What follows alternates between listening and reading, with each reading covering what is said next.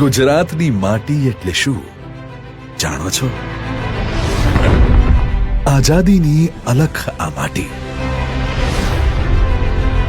એકતાની ઝલક આ માટી, પરસેવાની પોષક આ માટી, પરસેવાની પૂરક આ માટી. આવી માટીના ખોળે ઉછરેલા પાટીદારો બળનું, કળનું, મહેનતના હળનું સરનામું પાટીદારો. ગુજરાતની આ ધરાએ રાષ્ટ્રને હંમેશા દૂરંદેશી નેતૃત્વની ભેટ આપી છે. આજ માટીના લોહ પુરુષ વલ્લભભાઈ પટેલને આજ માટીના માણાએ સરદારનું બિરુદ આપ્યું હતું. અને આજ માટીમાં ઊંડા મૂળિયા રોપીને સરદારે 562 રજવાડાઓમાં વહેંચાયેલા દેશને આઝાદી પછી એક કર્યો. આ માટીની શક્તિ તો જુઓ. એક ભારત બનાવનાર પણ ગુજરાતી અને શ્રેષ્ઠ ભારત બનાવનાર પણ એક ગુજરાતી. मैं नरेंद्र दामोदर दास मोदी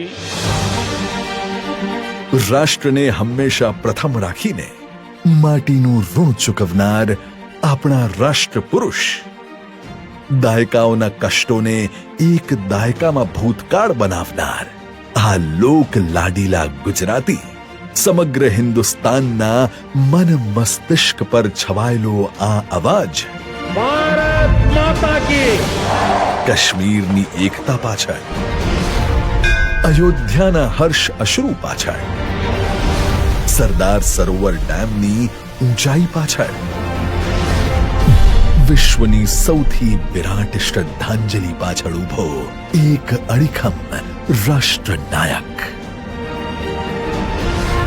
બહેન દીકરીઓને અધિકાર અપાવનાર, આતંકવાદીની કમર તોડનાર, દુનિયાની આંખોમાં આંખો નાખીને ભારતની વાત કરનાર, ભારતીય શસ્ત્રો, શિક્ષણ, સ્વાસ્થ્ય, સંરચનાઓનો પાયો નાખનાર, અર્થતંત્રના તમામ ચક્રો ગતિમાન કરનાર, ભારતની ક્ષમતાને 16 કળાએ ખીલવનાર, સરદારના સંકલ્પને સિદ્ધિ સુધી પહોંચાડનાર, દેશના યશસ્વી વડાપ્રધાનનું નેતૃત્વ આજે દરેક બાળક માટે પ્રેરણા છે, દરેક યુવા માટે આશા છે, દરેક વડીલ માટે આસ્થા છે.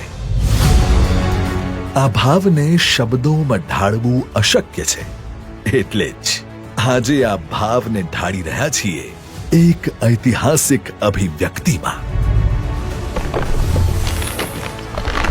તો આજના સ્વર્ણિમ અવસરે અમે સરદારધામ, ખોડલધામ, અન્નપૂર્ણા ધામ, ઉમિયા માતાજી સંસ્થાન ઊંઝા અને સિદ્ધસર, વિશ્વ ઉમિયા ફાઉન્ડેશન, કેળવણી ધામ અને સુરતનો સમસ્ત પાટીદાર સમાજ અને સમસ્ત પાટીદાર આરોગ્ય ટ્રસ્ટ સુરત સાથે મળીને સરદારના સમૃદ્ધ વારસાને ગૌરવ અપાવનાર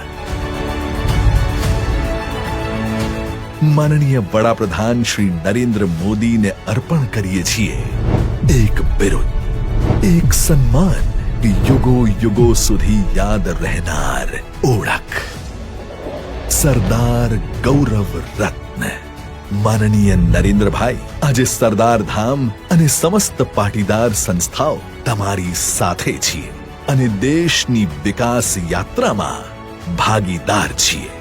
લોહ પુરુષ સરદાર, વિકાસ પુરુષ મોદીજી.